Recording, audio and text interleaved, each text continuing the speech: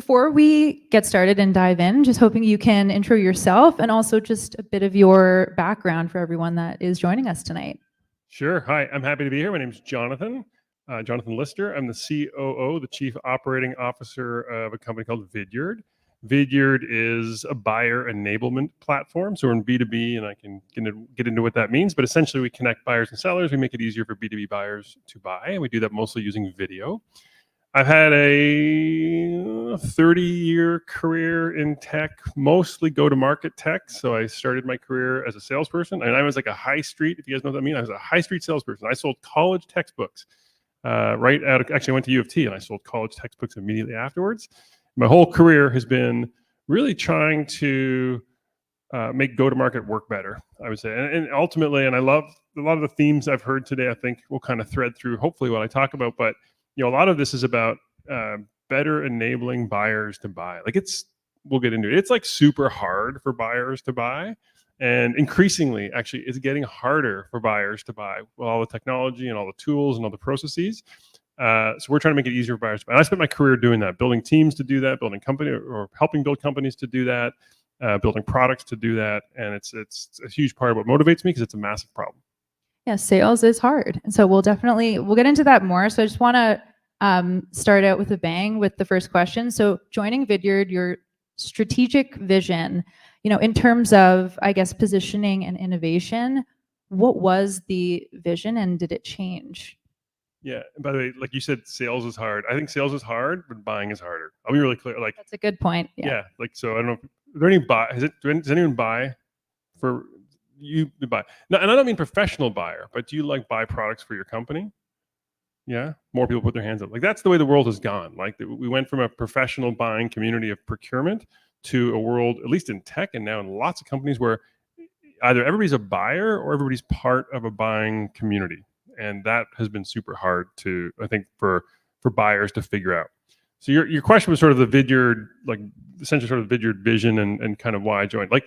Here's what I think. I'm super excited about technology in general, by the way, having spent my whole career in it. What I'm so excited by is just the magnitude of change that has happened and will continue to happen.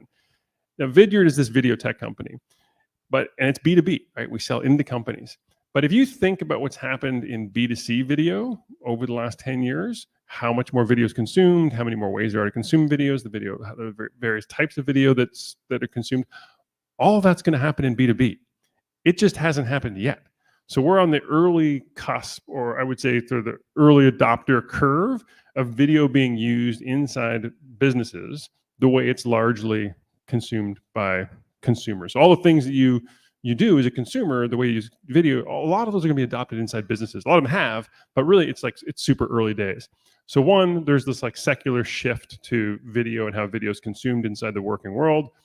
The second, with respect to VidYard, is we're really at the intersection, I think, of three really important secular trends. We're at the intersection of video, we're at the intersection of remote work, and we're at the intersection of AI.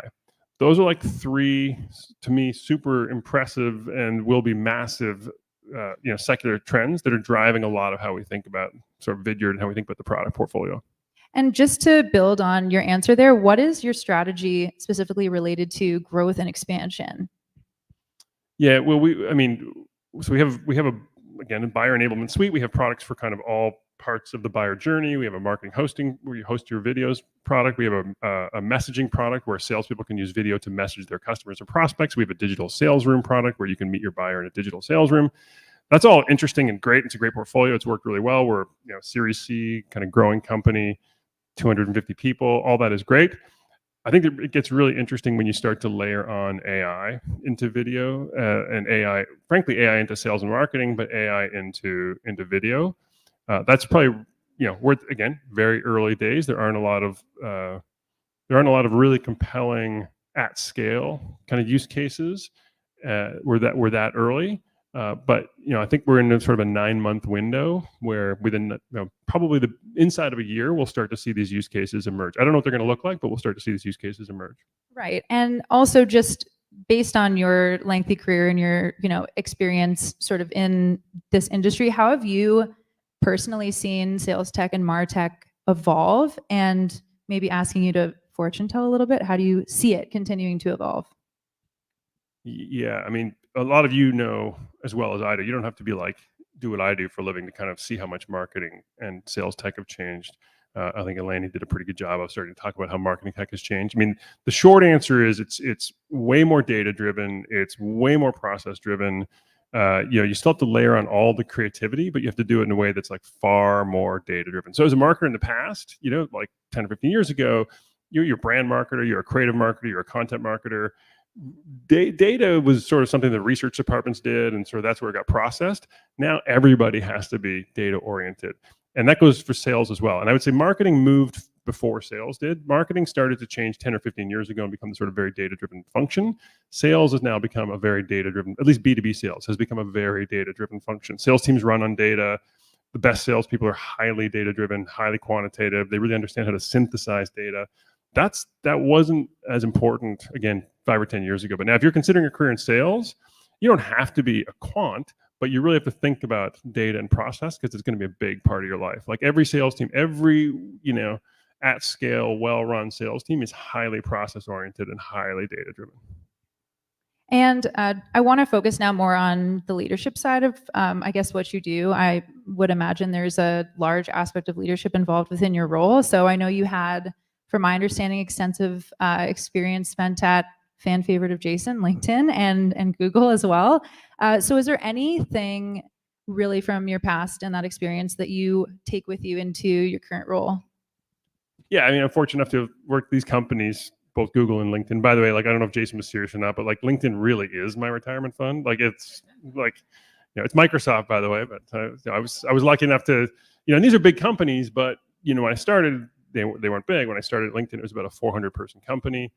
They had I think 50 million subscribers. They just crossed 1 billion. So I've been super fortunate to work at companies that have been sort of fast growing and have gotten to scale. And yeah, the way these companies did what they did, a lot of it was like having fantastic guidance and fantastic leadership inside those companies.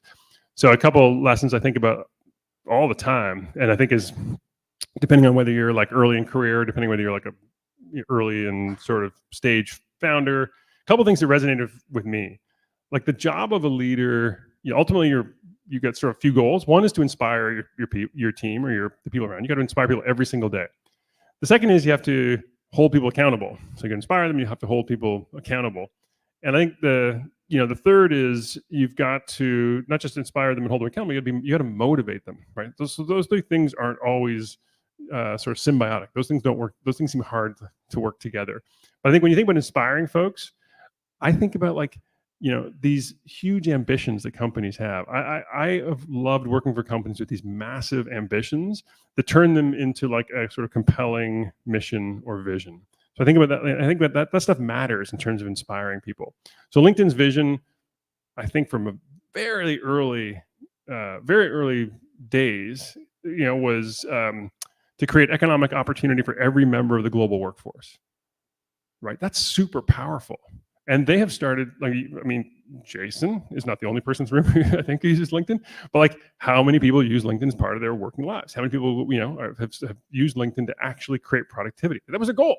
That was a goal 10 or 12 years ago. And that's been their mission all the way through. So that kind of inspiring, massive appetite, mission, vision, I think, really helps to inspire folks. In terms of keeping people accountable, I used to think about it as, again, the job of a leader is, essentially to kind of set the standard, model the standard, and hold people accountable to the standard. Like that's what you do. And that may not sound super exciting, but that's what great leaders do. And if you think about the best leaders you've ever worked for, they probably did some version of that, right? They modeled the standard, they held you to the standard, and they set it, right? And the last piece is, and maybe this is like the most important part, but I believe pretty deeply in compassion and being a compassionate leadership. And there's a pretty big difference between empathy and compassion. Empathy is I feel your pain, and compassion is I feel your pain and I'll do something about it. And I think we're all in these hard jobs, aggressive growth goals, tough conversations all the time. And so I think really being sort of compassionate and really, getting to know somebody well enough to know like what their challenges are, what's happening at home, like what makes them tick, so that when you're in those really super tough moments, you understand that, and you're able to do something about it. And I think that compassion piece is super important. That is amazing. I think that's really great advice. And just a couple last questions before we open it up. Just in, the era that we're in, very much remote work, and obviously the evolution we've seen in video communication technology, what does success look like for yourself, for the company? How do you measure that? How do I measure success from myself or for the company, or? Yeah, for both. I mean, again, I feel I'm passionate about what we're the sort of work we're undertaking. What we're trying to do at VidYard is create more productivity between buyers and sellers. Like every single day, and we measure that. So every single day we have North Star metrics that we measure to make sure we're making progress against making those buyers and sellers more productive. That's what motivates me. That's what motivates the company. I think maybe for folks who in these kinds of roles, making sure that you have a lot of clarity. Like I feel like I have the exact same motivation as my organization. It's not the paycheck that's super interesting, but that's not what motivates me. What motivates me is, are we making progress against this goal that we set, against this mission and vision that we set? So I like super tight alignment between the mission, vision, and what I take away, and that's what keeps me motivated. And as Jason mentioned, like early on when we kicked things off, future of tech, very much in this room, future builders, entrepreneurs, aspiring founders. Do you have any advice that you would like to share with them about maybe how to take the next step with their idea, or just maybe even the right time to iterate or build upon something? Yeah, I mean, one is I think like really know what you're good at, really know your worth, and so when you're interviewing for something or building something, or really know what you're good at. So take the time to really kind of understand your strengths and weaknesses, and really like sell that. That sort of authenticity around what you're great at is super, super important. So one, kind of knowing what you bring to the table, and then when you have that, I think like aim super high. Like this is we're in an incredible moment. I joined my company about a year ago, maybe a year and a half, just a little over a year ago, after spending a dozen years at LinkedIn. I've seen probably three for sure, kind of massive inflection points in technology between kind of the web and social, and now AI. I mean, we're going through a moment now where we're going to see another like super massive inflection point, and we do not know what that's going to feel like right now. We will know in 18 months. Like I said, 9 months we'll start to see the use cases. We'll know in 18 months, but like we're in that moment right now. And so I think that presents an enormous amount of opportunity for folks. And I would just say, like, take advantage of it and aim super high. Awesome. I think that's a great place to leave it. So just round of applause, please, for Jonathan. Thank you. And we do want to open it up to some questions. So Jason will wheel around and take some from the audience. I'll ask the first question. Oh, Alex. Okay, perfect. Apparently Jason wants me warming you up. With this inflection point, you have a bunch more tech companies that are mega, and that like the leading tech companies are on top of their game. They have all the resources in the world, and it feels very different than the past inflection points. So how does it impact the startup and the ability to build something massive? I mean, I don't know that it feels that different. I mean, I would sort of take they're working on building like phenomenal models, and they're working on building a lot of underlying architecture. I think that the space to build on top of that is still enormous. And by the way, I don't know that game is by any means like won.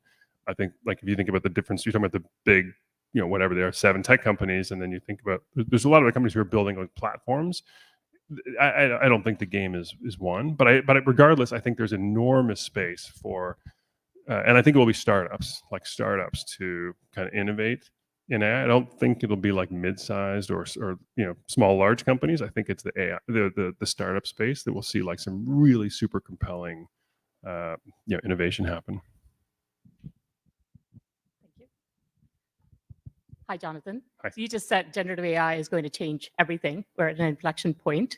I'm founder of a generative AI application company, so I'm very interested in hearing your perspective on where in sales and marketing technology you see use cases, just from your own business perspective. Yeah, I mean, I can give you a sort of I guess my narrow vantage point from like, I spend a lot of time thinking about go to market and marketing and sales. I can tell you that we are, we've started building standalone products and sort of text-based, AI text-based outreach products or prospecting outreach. But I actually think, we're also building something around avatar generation that I think is potentially super compelling. Akshay, where's Akshay? Like Akshay, I think just think about your business, like I think there's this really interesting and somewhat counterintuitive point, perhaps, that I think AI and things like avatar could actually be phenomenal for personalization. Like, you think about these as potentially they create a lot of scale and they create a lot of outreach, but the fact is you can target them incredibly well. So, avatars with text-based, kind of voiceover that goes with it in any language, say whatever you want it to say at scale. Like, it's super easy to do these customizing at scale. It's a different kind of customization, it's a different kind of personalization, but I think they have a potential to do that where you can get the, some kind of like cross section between both scale and personalization. That's just an avatar use case in B2B. I think I think you could take kind of all points of the sales cycle and you can look at how kind of scale and personalization would change that, and you can start to see that they sort of play through in really interesting ways. Hello, Jonathan. Thank you very much. I'm Victor. I'm a lead engineer on Akshay's team. And my question for you is, you talked about earlier about how keeping everyone's focus on the big goal is kind of leads to a massive success for the team. So my question is, how do you keep the team on the goal? How do you keep a backend developer focused on the bigger goal? Because the developer just wants to come in, code, deploy, and get paid, and that's it. How do you keep everyone's attention on the big goal? Yeah, it's a great question. I mean, I think it is about the big goal, but it's about how does the thing you work on every day kind of ladder to that big goal. So we spend a lot of time, and the other companies I've worked at, you spend a lot of time creating that sort of view from like, how does the thing you do today make a big impact? So how, as an engineer or backend developer, does the work you do today, the project you're working on, how does it actually influence that overarching mission, vision, goal? And I think as a lead, this is actually his job, spending time like doing that to really, so everyone's crystal clear that the work I do every single day has meaning. And that's usually a series of like North Star goals and like, kind of walk down sort of, KPIs. But I think every leader, it's incumbent upon them to like make sure that everybody who works for the company knows exactly how what they're doing ladders to that mission or vision. And by the way, if you can't do that, like, it's a pretty good sign, you're working on something that might be either, maybe it's more of a venture bet or maybe it's less material, but I think it's at least right? And you should know. Last question. So the thing is, I've known about VidYard for the past 10 years. Michael Litt also mentored me when I was at Community Tech.